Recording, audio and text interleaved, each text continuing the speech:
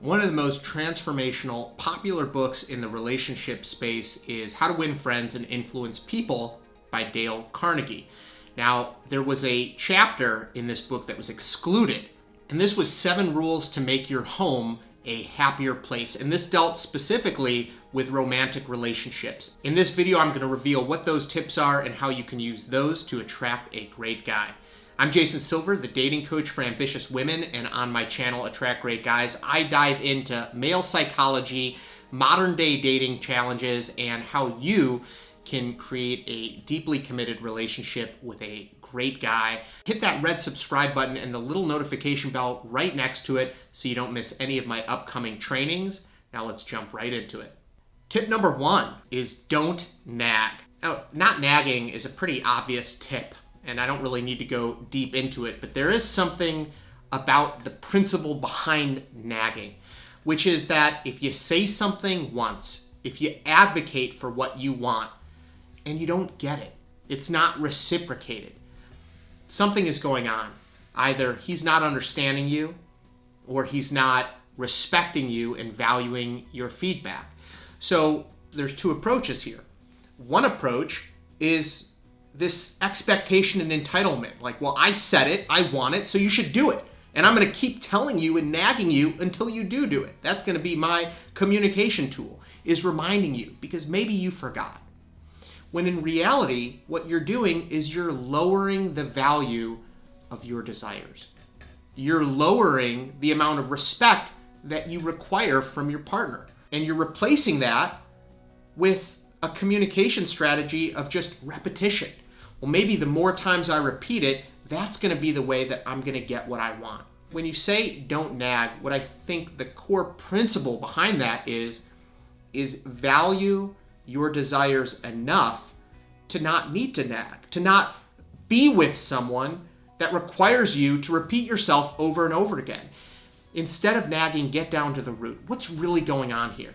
Does this person not understand me? Does this person not respect me? Does this person not even consider or care what I'm saying? Getting down to the root cause will usually lead to a simpler solution. There's a couple things that could really be going on. Maybe they don't actually value what you're saying and you're with the wrong person. Or maybe they just aren't capable of doing what you want. And maybe that's just going to be the way it is. And either you accept that about them, or you're going to keep being disappointed for the rest of the relationship. Number 2, don't try to make your partner over. Now, this is just an extension of what I was just saying, which is that most people don't really change that much. And if you've got this dream or this fantasy that you're going to take this relationship, completely transform the person and the situation that you're in, there's a good chance that you're living in fantasy world.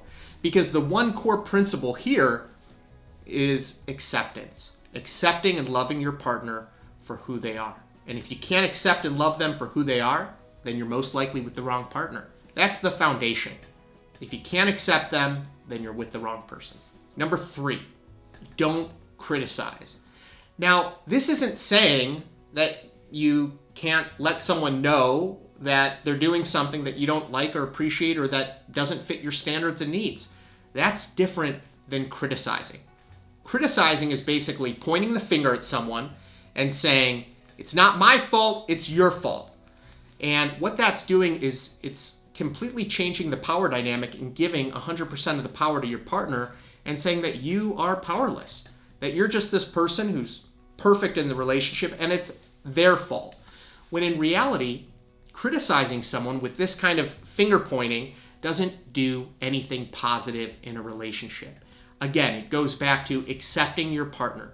And I'm going to make an assumption here that you're choosing to be with a partner who has your best interests at heart. And if they don't, why are you with them? So assuming that they have your best interests at heart, if they're doing something that you don't like, appreciate, or it's not meeting your standards, instead of pointing the finger and criticizing them, now is the opportunity to talk about yourself, to use an I statement and say, this is what I really want. This isn't happening, and this is what I really want and what I really need. So you're removing the finger pointing and you're pointing it back at yourself and you're advocating for what you want and for what you need. And this is really important because that's all we can do. All we can really do is talk about our wants and our needs, and either you're going to choose to be with a partner who respects and values that and wants to work with you or not. And ultimately, it's not their fault. It's up to us to create and be the partner in the relationships that are healthiest. It's up to us to take that responsibility. Number 4, give honest appreciation. I spoke about this in a previous video. Life is so short and time just keeps going faster and faster and faster. I find myself more in my 40s now, watching my kids just grow up with the blink of an eye, taking more moments of meaning and sharing true gratitude. And sometimes it could feel like a bit too much. Like, am I being too intense? And for myself, I have found that it has been very rewarding and fulfilling to pause, to take a minute, to look my wife in the eye and say, wow, I love you, I care about you, and I'm so grateful and appreciative of the time that we have. Whenever I'm feeling it, I try to say it because life is short. We can't assume that we can have these opportunities to express gratitude whenever we want.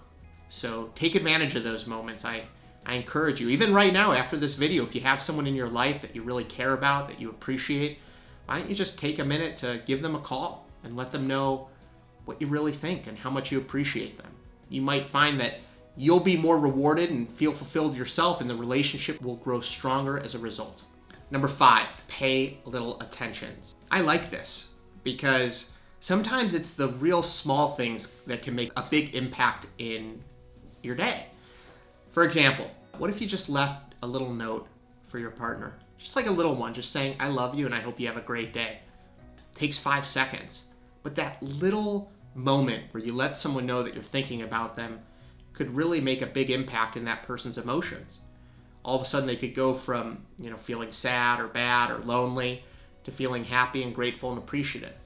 Paying attention to the little moments, the little things in our life, and I think can lead a long way. So maybe ask yourself the question today, what's something small, something little that I can do to brighten up the day of my partners or just the people around me? Maybe even just looking at people and smiling, paying people a compliment as you walk by them. I've been walking and I've had someone compliment me, and it's just made me feel great about myself for the rest of the day. Just a little compliment from a stranger.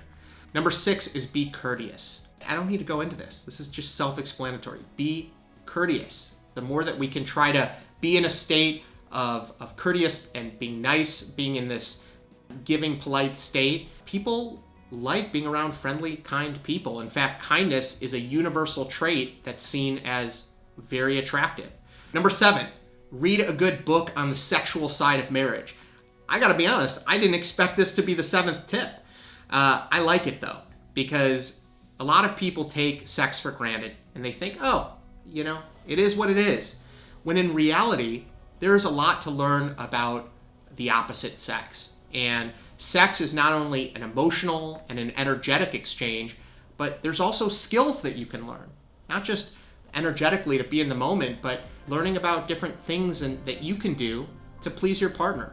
I think it's worth a study. It's worth a read. So I agree here. The more time that you can spend to learn a little bit about your partner's body, about the physical organs and how different parts of the body respond to touch, I think is really important.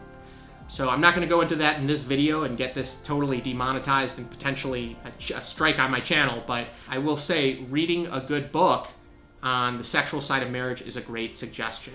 Now, if you really appreciate these tips and want to learn how you can attract a great guy in your life to apply these tips with, then I included a link in the description to my program, Matchmaker Secrets, which goes into the secrets that the most professional, best matchmakers in the world are using to attract great guys for their clients. So check that out, and I'll see you over there. Thanks so much. Be well.